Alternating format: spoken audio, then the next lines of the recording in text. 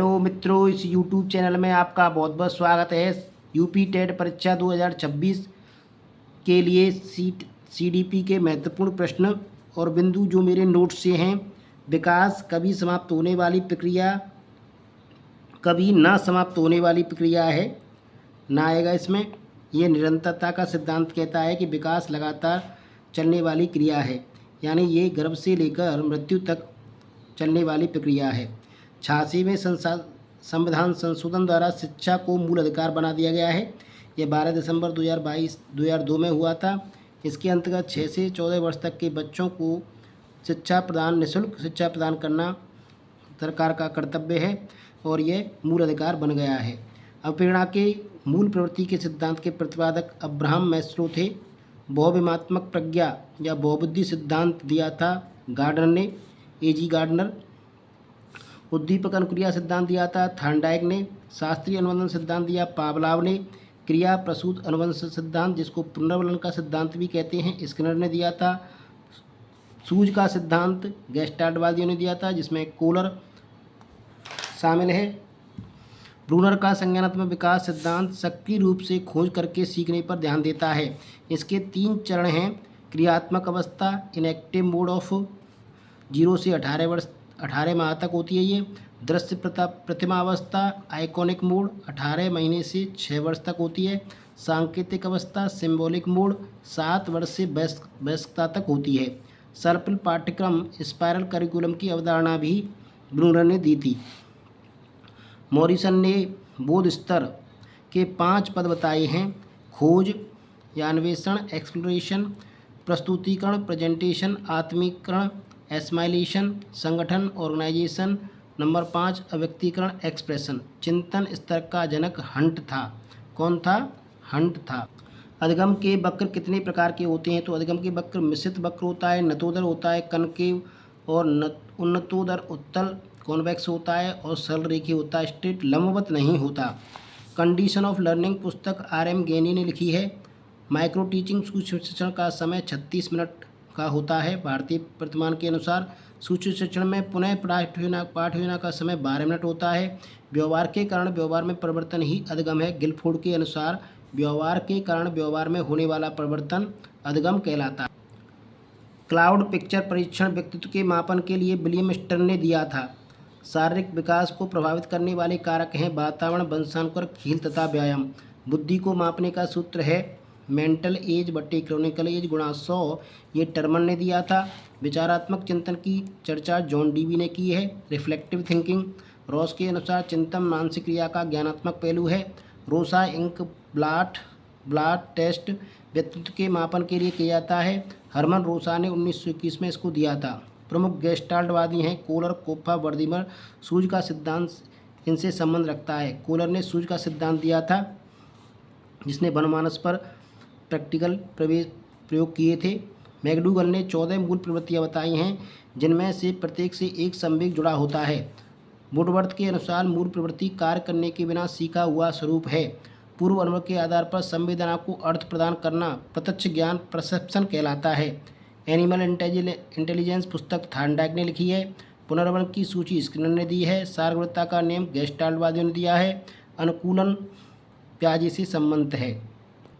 कौन FIACS से संबंधित है? तो ब्लेंडर FIACS से संबंधित है। संघनन कंसोलिडेशन का सिद्धांत किसकी व्याख्या करता है? तो कंसोलिडेशन का सिद्धांत स्मृति की व्याख्या करता है। किसकी व्याख्या करता है? स्मृति की, मेमोरी की। पिछड़े बालकों के लिए शैक्षिक उपलब्धि की अवधारणा किसने दी थी? सिल्बर्ट ने। 85 से कम IQ वाला बच्चा पिछड़ा बच्चा कहलाता है। IQ का सूत्र है EA/CA गुणा 100। कौन उत्तम परीक्षण की विशेषताओं से भिन्न है? वैधता, विश्वसनीयता, वस्तुनिष्ठता, अक्षमता। तो जो एप्टीट्यूड है वो उत्तम परीक्षण की विशेषता नहीं है, जबकि वैधता, वैलिडिटी, विश्वसनीयता, रिलायबिलिटी, वस्तुनिष्ठता, ऑब्जेक्टिविटी, ये सभी उत्तम परीक्षण की विशेषताएं होती हैं। प्रत्यागमन रिग्रेशन का सिद्धांत सोरेनसन ने दिया था। मनुष्य शरीर में 8 अंतःस्रावी ग्रंथियाँ होती हैं। नंबर 1 पीयूष ग्रंथि, नंबर 2 थायराइड ग्रंथि, नंबर 3 वृक्क ग्रंथि, नंबर 4 अग्न्याशय ग्रंथि, नंबर 5 पैराथायराइड ग्रंथि, नंबर 6 जनन ग्रंथि, नंबर 7 पीनियल ग्रंथि, नंबर 8 थाइमस ग्रंथि। अधिगम के पठार थकान के कारण बनते हैं। रॉस अधिगम के पठार से जुड़े हुए हैं। दरगम दर्पण चित्र परीक्षण mirror drawing test transfer of learning अधिगम के स्थानांतरण से जुड़ा है। क्लाउड पिक्चर टेस्ट परीक्षण व्यक्तित्व के परीक्षण से जुड़ा हुआ है। शैशव काल का समय है। शैशव काल का समय जन्म से 2 वर्ष तक होता है। कोलर ने निम्न में से किससे संबंध है? कोलर अधिगम के सिद्धांत से संबंध है। मैकडूगल के अनुसार मूल प्रवृत्तियों की संख्या कितनी होती है? 14 होती है। मानसिक उद्दीलन प्रतिमान का प्रयोग निम्न में से किस किस शिक्षण के लिए किया जाता है? तो सृजनात्मकता के शिक्षण के लिए मानसिक उद्दीलन विधि का प्रयोग किया जाता है, ब्रेन स्टॉर्मिंग मेथड। मानसिक उद्दीलन का प्रतिपादन ओसबोर्न ने दिया था। कौन समस्या समाधान में बाधक नहीं है? सूझ, भग्नाशा, चिंता, नकारात्मक मानसिक प्रवृत्ति। तो चिंता, भग्नाशा, फ्रस्ट्रेशन, नकारात्मक मानसिक प्रवृत्ति, नेगेटिव मेंटल सेट, ये सभी समस्या समाधान में बाधक हैं, जबकि सूझ जो इंसाइट होती है वो समस्या समाधान में बाधक नहीं है। निम्न में से कौन सा एक संवेग है? उद्दीपक, स्मृति, आमोद, ध्यान। तो इसमें आमोद एक संवेग होता है। मैकडूगल द्वारा 14 प्रकार के संवेग बताए गए हैं। भय, क्रोध, घृणा, वात्सल्य, करुणा, कामुकता, आश्चर्य, आत्मीयता, आत्माभिमान, एकाकीपन, भूख, अधिकार, प्रतिभाव और आमोद।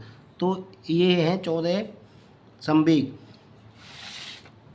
सीखने में प्रयास व भूल के सिद्धांत का प्रतिपादन किसने किया था? तो ये थॉर्नडाइक ने किया था। औसत बुद्धि वाले बालकों की बुद्धि लब्धि स्तर कितना होता है? 90 से 1 से 9 तक होता है। कौन तरल क्रिस्टलीय बुद्धि के प्रतिमान के प्रतिपादक हैं? तो कैटल जो है तरल क्रिस्टलीय बुद्धि के प्रतिमान के प्रतिपादक हैं। क्रिया प्रसूत अधिगम सिद्धांत का प्रतिपादन किसने किया था? तो ये स्किनर ने किया था। ब्लूप्रिंट निम्न में से किसका महत्वपूर्ण घटक है? तो ये परीक्षण निर्माण यानी पेपर निर्माण का घटक है। विकास की पूर्व सक्रिय अवस्था किसने दी थी? तो ये दी थी जीन पियाजे ने। जीन पियाजे ने विकास की 4 संज्ञानात्मक विकास की 4 अवस्थाएं दी हैं। MPPI परीक्षण का उपयोग निम्न में से किसके मापन में किया जाता है? तो ये व्यक्तित्व के मापन में किया जाता है। अधिगम हेतु निम्न में क्या सर्वाधिक आवश्यक है? परिपक्वता, रुचि, अवप्रेरणा, निर्देशन। तो अवप्रेरणा का होना अधिगम के लिए अत्यंत आवश्यक है। BF स्किनर के अनुसार बच्चों में भाषा का विकास होता है, अनुकरण एवं प्रबलन के फलस्वरूप होता है। मूल प्रवृत्तियों के 14 प्रकार किसने बताए हैं? तो मैकडूगल ने मूल प्रवृत्तियों के 14 प्रकार बताए हैं। किसी दूसरी वस्तु की अपेक्षा एक वस्तु पर चेतना का केंद्रीकरण अवदान है। यह कथन किसका है? यह डम्बिल का कथन है।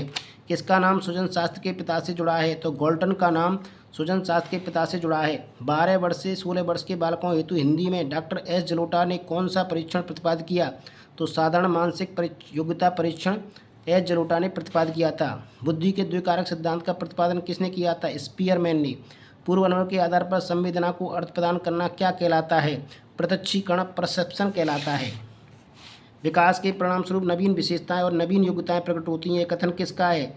यह कथन है हरलॉक का। किसका है? हरलॉक का। विकास के परिणाम स्वरूप नवीन विशेषताएं और नवीन योग्यताएं प्रकट होती हैं। कोलर अपने प्रयोग में यह सिद्ध करना चाहते थे कि अधिगम समग्र प्रस्तुति का प्रत्यक्षीकरण है। किसने पाठ्य योजना की पंचपद प्रणाली प्रतिपादित की? तो पाठ्य योजना की पंचपद प्रणाली हर्बर्ट ने की थी। निम्न में से कौन सा कक्षा में विविधता को बढ़ावा देने के लिए एक तरीका नहीं है? विद्यार्थियों की पृष्ठभूमि और संस्कृतियों के आधार पर पूर्व आगे के अनुकूल व्यवहार करना, यही नहीं है। अलग अलग पृष्ठभूमियों और संस्कृतियों के व्यक्तियों के साथ बातचीत करने के लिए विद्यार्थियों को अवसर प्रदान करना, ये है। इससे हम विविधता को बढ़ावा दे सकते हैं। पाठ्यक्रम में विभिन्न दृष्टिकोणों और अनुभवों को शामिल करना, इससे भी दे सकते हैं। विद्यार्थियों को उनकी अनूठी पहचान और संस्कृति को व्यक्त करने के लिए प्रोत्साहित करना, तो ए ऑप्शन इसमें गलत होगा, जिससे विविधता को बढ़ावा नहीं दे सकती। ग्रंथियों के आधार पर व्यक्तित्व के विभिन्न प्रकारों की चर्चा किसने की है? तो ये कैनन ने की है। सृजनात्मकता मौलिक परिणामों को अभिव्यक्त करने की मानसिक प्रक्रिया है। यह कथन किसका है? क्रो एंड क्रो का है। ये एक बच्चा विषय वस्तु की जानकारी प्राप्त करने के लिए स्वयं से अध्ययन करता है। यह उदाहरण है आंतरिक अवप्रेरणा का। अवप्रेरणा का प्रत्याशा सिद्धांत किसके द्वारा प्रतिपादित किया गया था? तो अवप्रेरणा का प्रत्याशा सिद्धांत विक्टर ब्लूम के द्वारा प्रतिपादित किया गया था। बालकों के समाजीकरण को विकास को प्रभावित करने वाले तत्व हैं सामाजिक परिवेशजन्य तत्व, social environmental element affect the social development of the children. शारीरिक विकास का एक प्रमुख नियम निम्न में से कौन सा है? द्रुतगामी विकास का नियम। Law of rapid growth is a principle law of physical development. निम्न में से कौन सा विकास का सिद्धांत नहीं है? परस्पर संबंध का सिद्धांत, निरंतर विकास का सिद्धांत, अनुकूलित प्रत्यावन का सिद्धांत, समान प्रतिमान का सिद्धांत। तो इसमें अनुकूलित प्रत्यावन का सिद्धांत विकास का कोई सिद्धांत नहीं है। आउट ऑफ द बॉक्स चिंतन संबंध है अपसारी चिंतन से। सतत एवं व्यापक मूल्यांकन के अंतर्गत विद्यार्थियों की किस क्षमता का सतत एवं व्यापक मूल्यांकन के अंतर्गत विद्यार्थियों की किस क्षमता का सतत रूप से मूल्यांकन किया जाता है? ज्ञान, रुचि, मूल्य, उपरोक्त सभी। यदि एक शिक्षक कक्षा में हमेशा लड़कों द्वारा दी गई प्रतिक्रिया पर ही टिप्पणी करता है तो वह बढ़ावा देता है लैंगिक पक्षपात को, जेंडर वाइज को बढ़ावा देता है। चरित्र का विकास होता है इच्छा शक्ति द्वारा, बर्ताव एवं व्यवहार द्वारा, नैतिकता द्वारा, उपयुक्त सभी के द्वारा। तो इसका सही उत्तर है उपयुक्त सभी के द्वारा। एक बालक की बुद्धि लब्धि 1 से 5 है। टर्मन के वर्गीकरण के अनुसार आप इसे किस वर्ग में रखेंगे? तो इसको रखेंगे सामान्य बुद्धि वाले बालक के वर्ग में रखेंगे। कक्षा में लैंगिक समानता को बढ़ावा देने के लिए शिक्षक को लड़के एवं लड़कियों के साथ समान व्यवहार करना चाहिए।